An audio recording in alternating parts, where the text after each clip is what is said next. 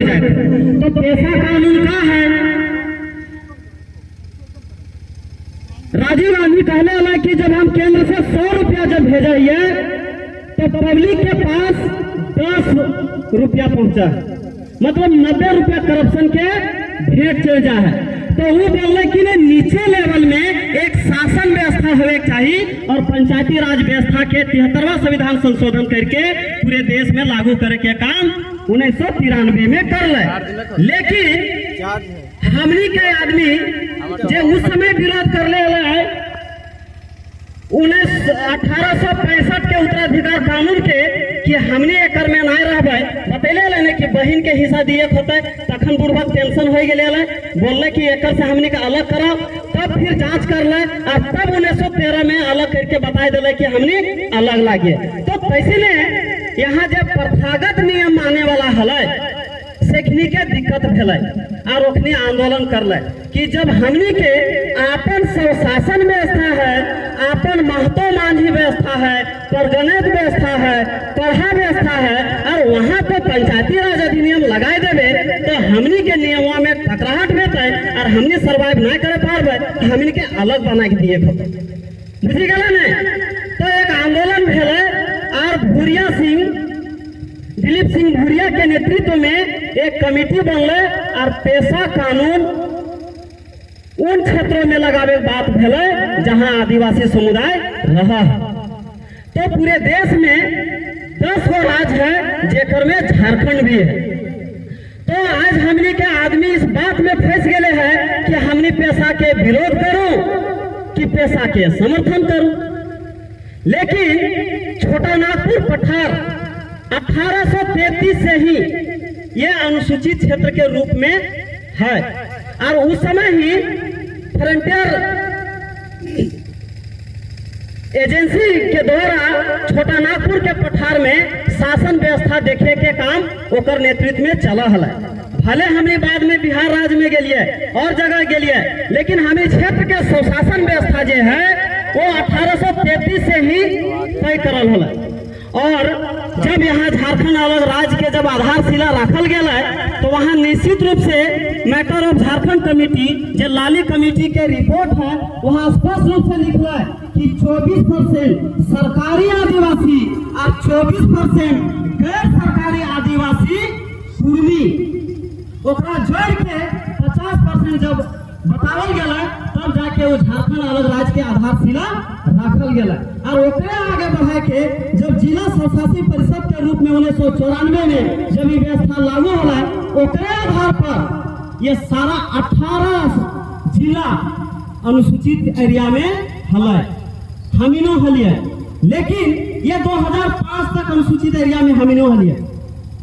2007 में एक एक्ट बनेले और वहाँ एक नया बदलाव करले कि जो शेड्यूल ट्राइब में सूचीबद्ध है हम उसी जिला को अनुसूचित एरिया के रूप में लेंगे।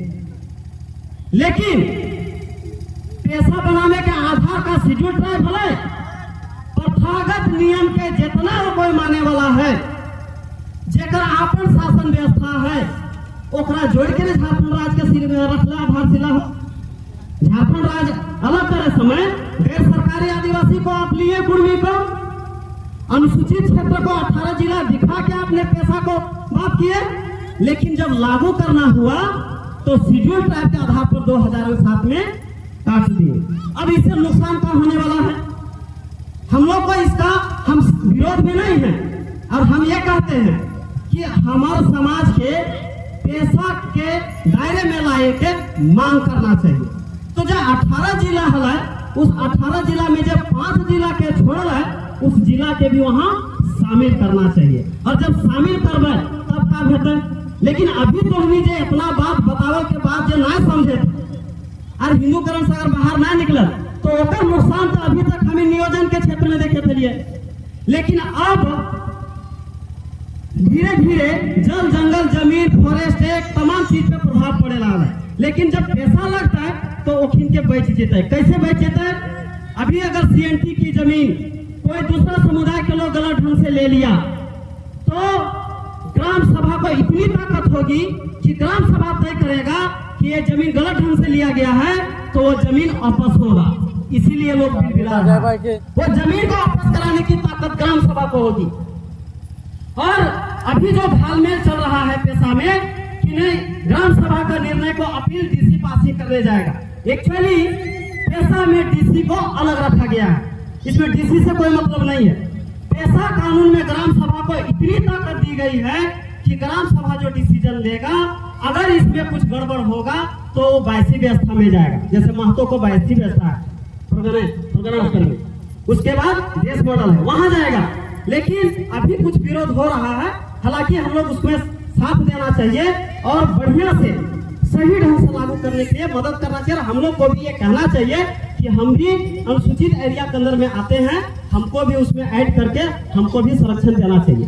तो उनके जो व्यवस्था बनने जा रहा है उससे उसकी जमीन वापस हो जाएगी।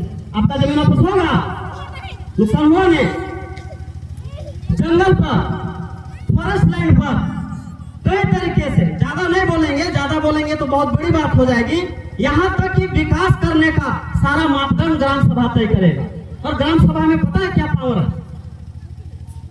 उसके पास जो वन उपज है, वन उपज जैसे जंगल में जड़ी बूटी, केंद, प्याज, चिरौंजी है ना, लघु खनिज है, मिट्टी, मोरम, पत्थर है ना, और भी जो गौण खनिज है, उस सब में अधिकार किसका होगा? ग्राम सभा का। अभी क्या हो रहा है? अभी मुखिया से लिखवा के कोई भी टेंडर लेके काम कर रहा है। लेकिन जितना भी उद्योग खुलेगा, जितने भी बिजनेस चलेंगे, उसमें आदिवासी कोऑपरेटिव सोसाइटी को ही मौका मिलेगा।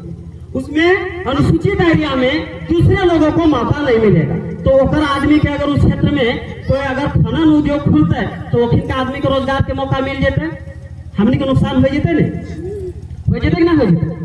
तो जब बढ़िया से देखबे तो बहुत सारा नुकसान होता है। हम तो इनके छोटा सा इम्प्लीमेंट बता देवैये। हमरे यहाँ बालू निकाला कोई भी